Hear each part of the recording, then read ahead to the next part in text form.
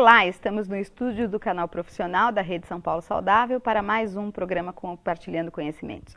Eu sou Laura Santucci, estamos aqui na Escola Municipal de Saúde e vamos então para o nosso terceiro programa falando sobre o 29º Congresso Nacional de Secretários Municipais de Saúde, que aconteceu entre os dias 7 e 10 de julho em Brasília.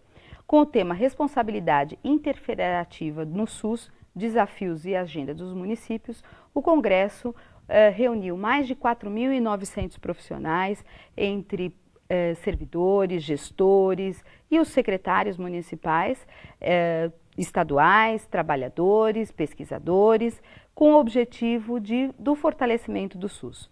Ao longo de 4 dias de eventos, foram desenvolvidas oficinas, seminários, lançamentos de publicações, painéis, mesas redondas e também uma mostra, Brasil Aqui Tem SUS, onde nós tivemos, inclusive, a oportunidade de ter uma representação da Secretaria Municipal da Saúde. Vários estandes, diversas instituições puderam, então, apresentar as suas experiências e os mecanismos de interação com o SUS. Em nosso programa hoje, contamos então com a assessora técnica da Coordenação de Gestão de Pessoas para a área de Educação na Saúde, Luzia Coelho, que hoje está aqui então mais uma vez no programa. Luzia, é um grande prazer. E nós vamos então contar um pouquinho para os nossos profissionais que nos assistem o que aconteceu durante o CONASEMS e principalmente com um olhar da área de gestão de trabalho. Queria antes de mais nada agradecer a sua participação aqui no nosso programa. Olá, mais uma vez eu agradeço a presença aqui, agradeço o convite. Eu sou aqui em nome da nossa coordenadora de gestão de pessoas, a Maria Luísa Marcondes de Moraes, a qual eu também representei nesse congresso. Luzia, na verdade esse congresso ele foi bastante importante porque, mais uma vez, mostra a responsabilidade de todos os entes federativos na consolidação do SUS. Você vem acompanhando toda essa discussão como assessora da área de educação na saúde e como é que você viu a participação do congresso? Eu foquei, obviamente, na parte mais da nossa área, né, da área de gestão do trabalho e educação na saúde. Mas assim, o que permeou todas as discussões, eu acabei indo realmente em algumas outras atividades, vendo a parte das redes de atenção, né, dos contratos organizativos e outros temas. E realmente o que marcou esse congresso foi a questão da captação de profissionais, mais especificamente da captação dos profissionais médicos. Então, eu participei de várias discussões e mesmo aquelas discussões que não tratavam especificamente desse assunto acabavam, né, se revertendo em questionamentos, em posicionamentos da plateia com relação a esse assunto da captação de profissionais para o Brasil como um todo.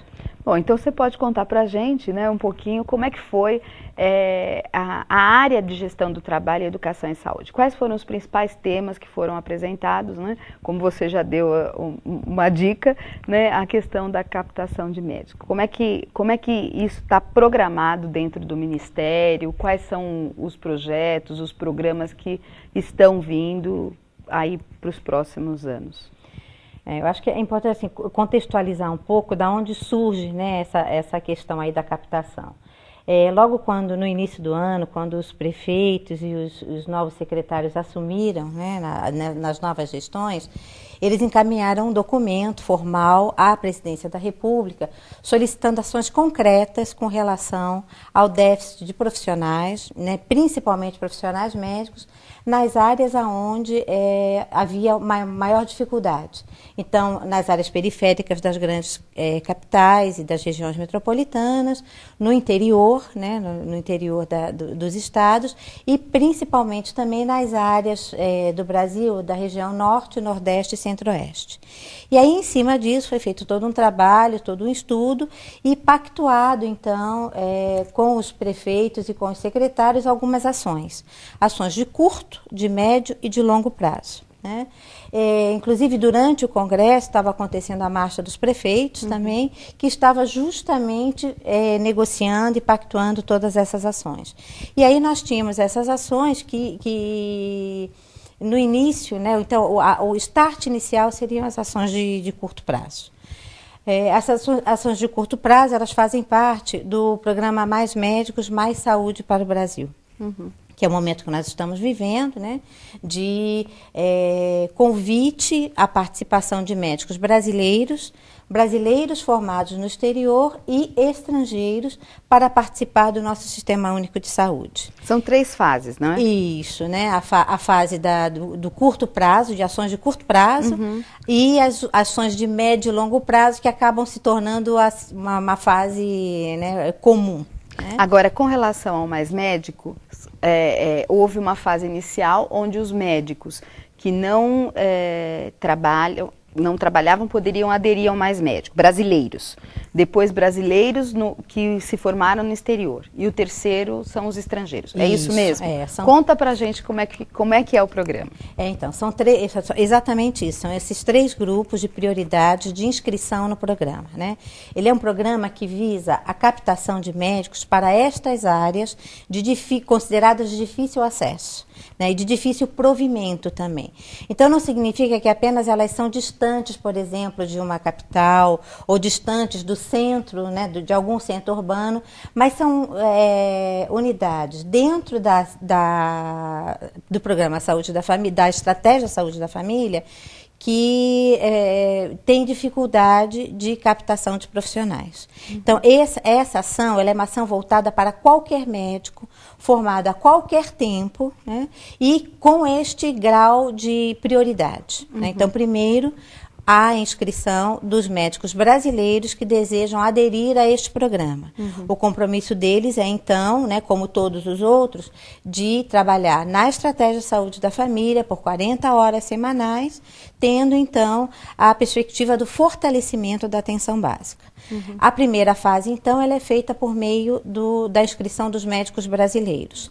Aquelas vagas que são remanescentes são oferecidas também em ordem de prioridade aos médicos brasileiros formados em universidades fora do Brasil, né? Então, médicos que vêm do exterior, e o terceiro grupo é formado por médicos que são estrangeiros, isto é, pessoas que não são brasileiras e que também se formaram no exterior. Né? Então, todo esse grupo de profissionais passa por um processo seletivo. O município de São Paulo está participando disso com 158 vagas, e aí então nós distribuímos essas pessoas dentro de uma prioridade, né, dentro de uma escolha de vagas, em cima da Estratégia de Saúde da Família. Essas são as ações a curto prazo. E a médio e a longo prazo? O que nós temos aí como perspectiva? O que foi apontado no CONASEMES? Bom, a médio e longo prazo a gente tem ações voltadas à graduação e à pós-graduação. Na questão da graduação, foi verificado que há um déficit de formação de pessoal, de pessoal médico, né, no sentido de que há poucas vagas para a demanda existente. Isso a gente vê, né, nos vestibulares, na relação candidato-vaga. Então, há uma perspectiva de abertura de novos cursos nas universidades federais e também do incentivo à criação de novas universidades em locais distantes, no interior dos estados, nas regiões norte e nordeste. Então, não só a abertura de vagas naquelas universidades já existentes, mas também na criação de universidades em áreas prioritárias. Porque há um estudo, né, considerando que o médico ele se fixa, né, uma boa parte dos médicos se fixam nos locais aonde eles se formaram. Então, também se quer incentivar o fato da criação de universidades nas regiões Norte, Nordeste e Centro-Oeste para que haja, então, essa fixação maior por conta da formação. Essa é uma das estratégias, né, Luzia? Mas temos mais, não é? Isso. Aí nós temos as estratégias voltadas para pós-graduação, né? E as estratégias voltadas para pós-graduação, elas são voltadas à residência, né? A residência médica e a residência multiprofissional e ao PROVAB. Né, o PROVAB, que é o Programa de Valorização da Atenção Básica, que tem, então, uma perspectiva muito parecida com os mais médicos, só que a diferença é que ele é voltado para o médico que está em formação. Né, ele está se formando, ele já está graduado, ele já é um médico, ele já tem CRM, mas ele ainda vai prestar, por exemplo, a sua prova da residência. Então, é oferecido para ele uma um ano, né, uma bolsa de um ano, no trabalho da atenção básica, também voltado para a estratégia de saúde da família, e aonde ele, então, fazendo esse percurso de um ano, ele tem o direito a um curso de especialização e a uma supervisão de uma universidade. Então, eles não ficam de forma nenhuma isolados, né? Mas eles continuam, ele é considerado um aluno, mas ainda um graduado, mas ainda em formação. Então, ele ainda é considerado um aluno. E é interessante, né, Luzia, porque ontem mesmo nós tivemos a oportunidade de ouvir uma secretária municipal dizendo, né, de uma ação de uma médica do Provab chegando à unidade básica de saúde. Quer dizer, há um fortalecimento da unidade básica de saúde, da atenção básica, e ela dizia isso, da requalificação, porque não só aquela médica chegava num lugar onde não tinha assistência, mas com o apoio da instituição, né, de um tutor que acompanha este médico, qualifica todo o serviço. Né? Então, eu acho que ontem mesmo nós tivemos esse depoimento de quão importante está sendo a atuação naquele local onde inicialmente não se tinha o médico, não se tinha essa perspectiva. Né? O Provab ele tem sido bem avaliado, né, pelos gestores municipais, justamente por conta dessa questão. Não é um profissional que chega e ele fica totalmente desassistido. Ele é um profissional que ele tem uma tutoria de uma universidade e ele também tem um curso de qualificação. Então, ele também está passando por um processo de ensino à distância, de especialização em estratégia de saúde da família. Além disso, ele terá, completando então esse um ano, 10% do valor da nota acrescidos, né, para a sua classificação num programa de residência que ele escolha. E é importante assim, porque realmente é a inserção e o encantamento do profissional médico nas ações do SUS, né, principalmente voltados para a atenção básica. Todas essas questões, elas têm como objetivo o fortalecimento da atenção básica, para que efetivamente a cultura, né, do acompanhamento, a cultura da promoção da saúde, ela seja reinserida no SUS.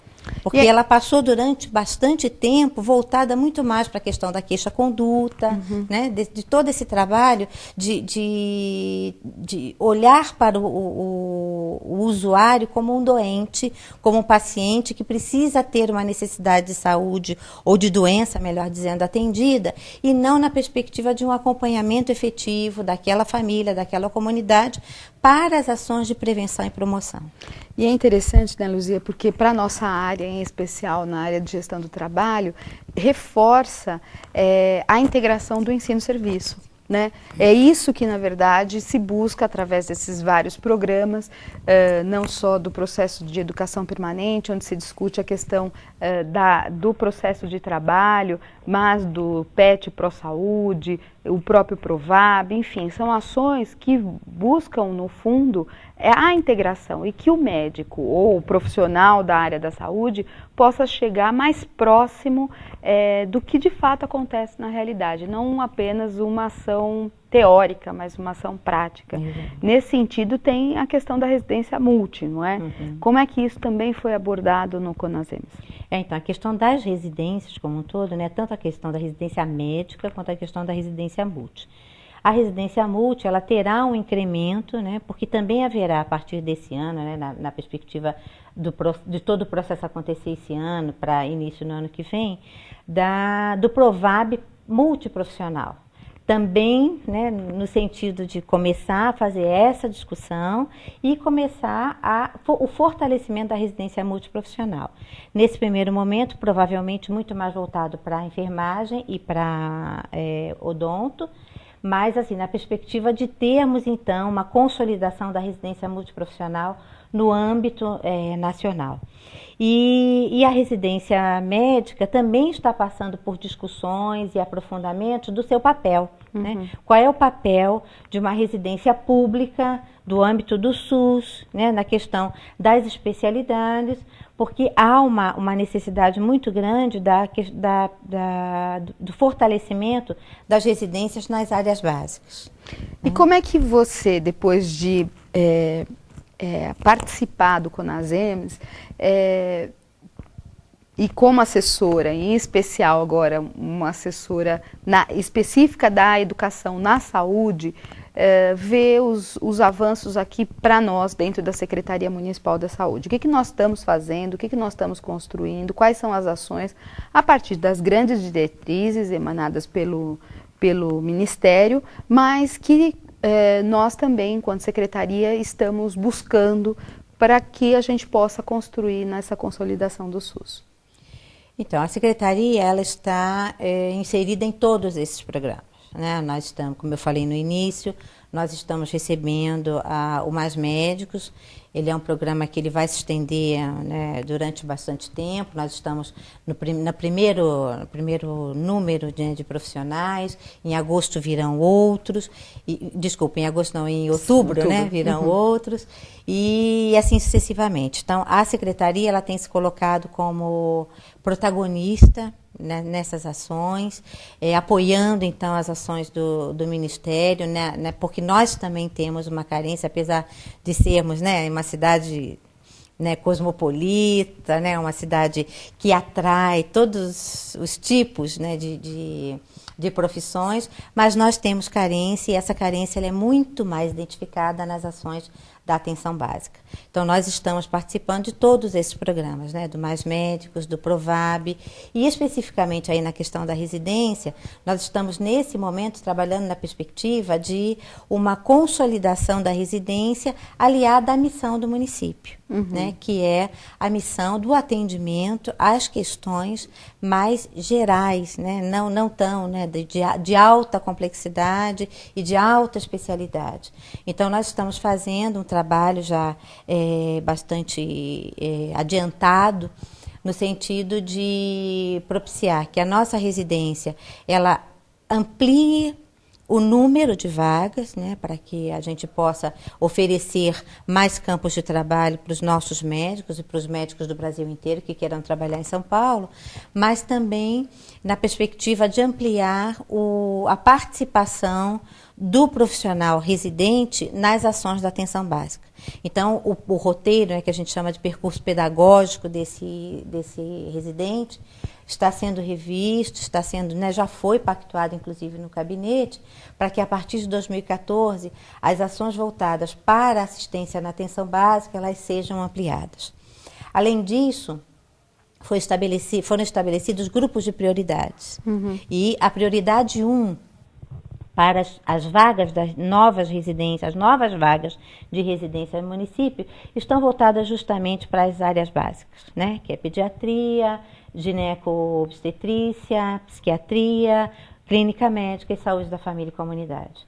Porque há um entendimento, e a gente avalia que é um entendimento correto, de que a missão do município é essa, né? Apesar de ser um município como São Paulo, que também tem que olhar para a questão, né, da média complexidade, e em algumas situações até da alta complexidade, mas o fortalecimento das questões básicas, ele é nesse momento a tônica da Secretaria. Então, não é que nós vamos deixar de ter, por isso que nós estamos elencando grupos de prioridades, né? Prioridade 1, prioridade 2, prioridade 3, no sentido de oferecer as vagas, né? Oferecer uma ampliação de vagas em todas essas prioridades, porém com um enfoque maior nessas áreas básicas. Agora, isso tudo, né, Luzia, eu acho que tem que deixar muito claro para você que está aí na ponta, você que nos assiste, que é um objetivo do fortalecimento e de colocar a atenção básica como grande indutora do SUS em cada um dos municípios e do sistema, né? E como é que você vê isso aliado à nossa diretriz da implantação da UBS integral? E todo esse trabalho ele está sendo feito na perspectiva da construção das redes, né? Das redes de atenção, das linhas de cuidado, né? Então, de olhar para essa pessoa que procura o serviço como uma pessoa integral. Então, não é simplesmente fazer encaminhamentos e se livrar do problema. Né? Então, toda a discussão da implantação da UBS integral, da rede Hora Certa, ela tem essa perspectiva de olhar para aquela pessoa que procura o serviço como uma pessoa que é nossa, que passa a ser nossa. É nossa responsabilidade, né? E olhar para o percurso que ela faz durante toda a sua trajetória do processo de saúde e doença. Né? E também, não só da doença, né? Mas de todas as questões que envolvem aí, então, a promoção e a prevenção. E nessa perspectiva, a UBS Integral, ela vem, então, surgir como a grande ordenadora dessa questão.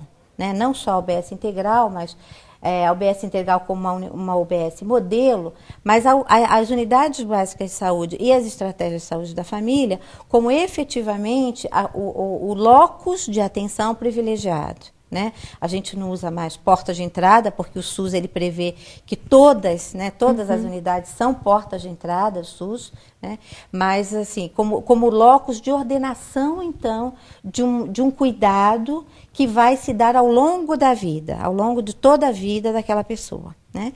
E a implantação da UBS Integral, ela vem nessa perspectiva. Né, de olhar para essa rede de atenção e organizá-la, né, e nesse sentido é fundamental, né, a questão da gestão do trabalho e da educação em saúde, né, da educação na saúde, porque é justamente por meio da articulação desses programas, e aí você colocou, né, o PET Saúde, o Pro Saúde, que haverá o encantamento desses profissionais para o SUS. Quando você fala de PET Pro Saúde, a gente está falando de alunos que ainda estão na graduação. Eles não estão formados, recém-formados, né? Eles são alunos que passam por um processo que seria, né, um estágio, mas que voltado à pesquisa, voltado a um projeto de trabalho na região, que faz com que eles olhem para o SUS. E o mais interessante disso é que ele não é voltado exclusivamente para aquelas profissões clássicas, né? E para médico exclusivamente, muito pelo contrário. Né? Médico, enfermeiro, né? Muito mas pelo contrário. Qualquer nível universitário da área da saúde pode. Então, hoje a gente tem no PET, no Pro Saúde, profissionais da fisioterapia, né? Fono, assistente social, psicólogo, todos esses cursos envolvidos no olhar para o SUS, né? Na discussão do SUS e em elaboração de projetos que visem a melhoria do SUS. E, na verdade, né, Luzia, é o trabalho interdisciplinar, que também é uma das diretrizes do SUS, né? Não só pensar no médico, claro que as ações, e aí fica claro um grande planejamento que existe para que, por isso as ações a curto, médio e longo prazo, que foram tão bem discutidas no CONASEMES, mas que dão a perspectiva do quanto nós precisamos olhar para o SUS e identificar os problemas e superá-los, não é? Então, não só as ações da gestão do trabalho, educação em saúde, mas, por exemplo, a questão das reformas das unidades básicas, não é? Então, são ações de também ter a questão profissional da área da gestão do trabalho, não só ter um número suficiente de médicos, mas também médicos e profissionais da saúde, mas que eles também estejam qualificados, né, que passem pelos seus processos de educação permanente, mas também a unidade básica de saúde e os hospitais, enfim, reorganizados, revitalizados, né, ou mesmo construídos na perspectiva de um melhor atendimento à população. Então, acho que são ações que estão dadas aí no plano, né, a curto, médio e longo prazo, e que a gente vai poder sentir isso de forma mais importante daqui a alguns anos. Né? Com certeza, com certeza. essas ações de médio prazo a gente só vai conseguir realmente sentir, ontem também foi falado isso, né? Daqui a 10 anos, né? Por conta da formação médica e tudo. Mas eu acho que assim, uma coisa fundamental é olhar para o fato de que ações estão sendo feitas.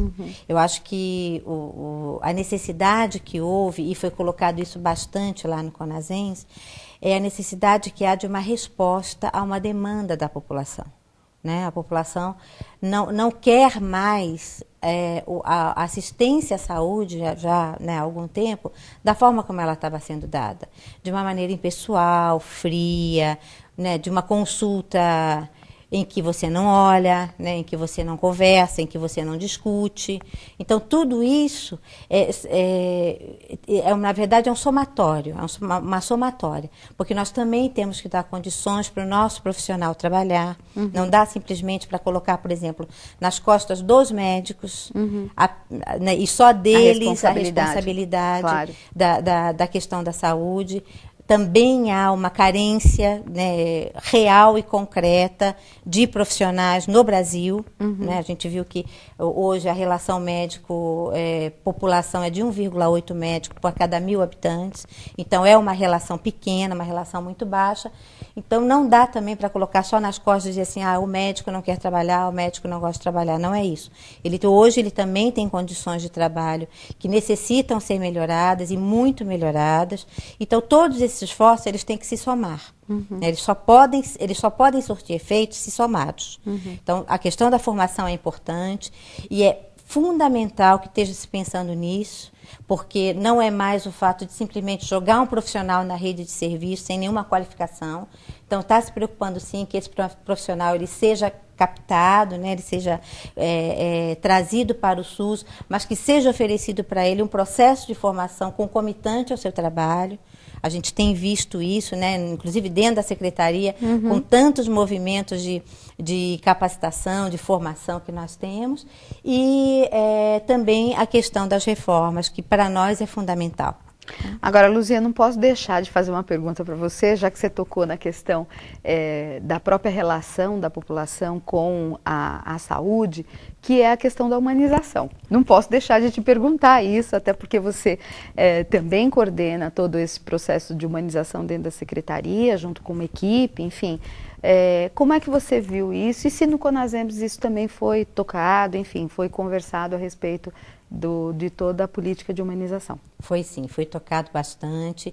Eu, inclusive, fui numa palestra chamada Brasil Carinhoso, que tem a ver com a relação dos profissionais com a mãe e com a criança, né? Principalmente a criança em situação vulnerável, aquelas crianças de baixo peso ou em situação de maior risco. E as questões de humanização, elas permearam toda a discussão. E o mais interessante é que foi muito permeado pela discussão do profissional, né? O quanto está se investindo no profissional, no processo de acolhimento desses profissionais nas nossas unidades, não só no sentido de formá-lo, né, de dar condições, mas principalmente no sentido da inserção dele para o sentido do trabalho. Né? Então, para que eu trabalho, para quem eu trabalho, o que é esse SUS, qual é a proposta que ele tem, né?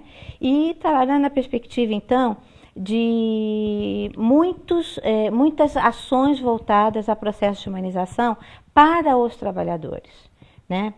Para que o trabalhador se sinta bem e confortável trabalhando no SUS. Tem identidade, se sinta inserido. Então, não é só, é o que a gente vem discutindo, né, Luzia? Não é só a educação permanente, mas a educação permanente é a humanização caminhando juntas. Caminhando juntas, integradas, né, porque elas têm alguns objetos, né, que são comuns, que é a questão da roda de conversa, a questão da discussão do processo de trabalho.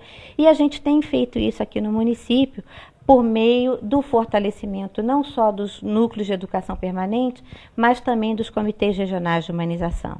Nós estamos, nesse momento, reativando, né, os comitês que ainda não estão muito consolidados, trabalhando na perspectiva do fortalecimento daqueles que estão ocorrendo, e a gente quer que essa seja uma medida e uma política institucional, e não uma medida e uma política das pessoas. Né? Não são só as pessoas que gostam gostam daquilo que tem que fazer parte, né? Claro. E isso é fundamental, é óbvio, né? A gente tem que trabalhar com quem gosta daquilo que faz. Até porque nós estamos aí com um número enorme de profissionais, 80 mil profissionais, e cada vez mais as pessoas precisam se encantar, né, com o seu trabalho, com a sua identidade. É isso que a gente busca, não só uma diretriz geral, né, até uma questão de saúde do trabalhador. Isso, não é? Porque quando você tem essa identidade com o teu trabalho, te dá prazer, com certeza você também oferece ao teu parceiro, ao teu usuário,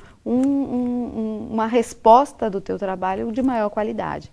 Exato. E aí não só a questão dessa parte, né, mas também a institucionalização da política. Né? Nós temos duas grandes políticas hoje na área de educação, de educação na saúde, e é isso que a gente está fortalecendo, né, e a gente espera fortalecer bastante nessa gestão, que é a educação permanente e a política de humanização. Bom, Luzia, nós poderíamos falar mais um tempão aqui, mas o nosso prazo já acabou, nosso tempo já acabou.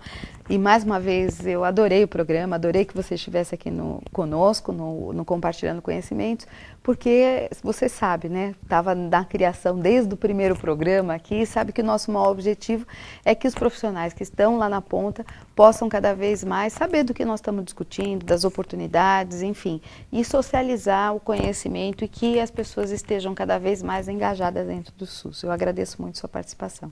Eu que agradeço. Bom, para você que assistiu então o nosso Compartilhando Conhecimentos de hoje, espero que você tenha gostado e eu aguardo você na próxima semana. Eu lembro sempre, nós estamos nas redes sociais, nós estamos no Facebook e no Twitter, dê um curtir na nossa página do Facebook que aparece na tela, acompanhe-nos no Twitter e também mande o seu e-mail para o canal profissional @prefeitura.sp.gov.br ou nos telefone no 3044 2975. Nós vamos ter o maior prazer em responder as suas perguntas, as suas dúvidas e também levar os nossos convidados, então, as questões que vocês podem trazer a hora que vocês quiserem. Então, até o próximo programa e eu conto sempre com a sua participação, porque afinal de contas, essa TV é feita por você e para você. Até o próximo programa.